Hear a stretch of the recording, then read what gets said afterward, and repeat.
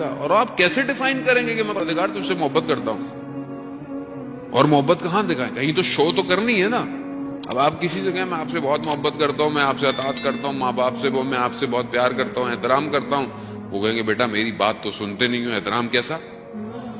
میری بات تو سنتے نہیں ہو، پھر احترام کیسا؟ بیوی سے انسان محبت کا اظہار کرے اور کبھی پریکٹیکلی کوئی چیز کرے ہی نہیں تو وہ بھی کہے کہ یہ باتیں کرتا ہے.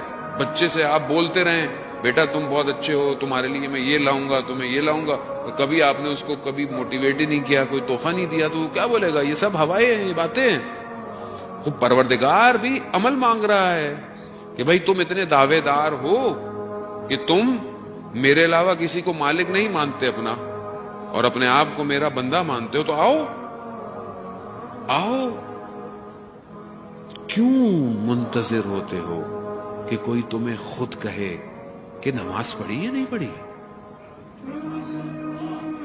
کتنی شرمندگی ہو بندے کو. یعنی عاشق کو تو مر جانا چاہیے کہ اگر کوئی یہ کہے اس کو کہ محبوب تمہارا انتظار کر رہا تھا اور تم متوجہ نہیں تھے.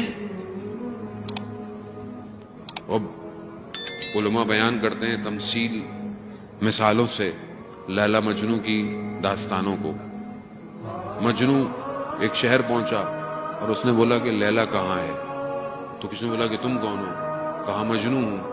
کہا تم مجنو ہو اور تم لیلا کا پتہ پوچھ رہے ہو؟ تمہیں تو پتا ہونا چاہیے، تم کیوں پوچھ رہے ہو؟ تو مجنو نہیں ہو. پہنچ گیا دروازے پہ، مجنو پہنچ گیا، مجنو تھا، پہنچ گیا، دروازہ کٹکھٹایا، اندر سے آواز آئی کون؟ کہا میں. پھر آواز آئی ابھی تک میں ہی ہو، یعنی ابھی تک میں پھنسے ہوئے ہو. پھر کئی عرصے بعد واپس آیا، کہا کون؟ کہا تم. یعنی یہاں ختم ہونا پڑتا ہے کہ انسان فنا ہو جائے کس پر؟ خالق پر. اصلا اپنے وجود کو دیکھے ہی نہیں، صرف جلوہ الہی نظر آئے اس کو.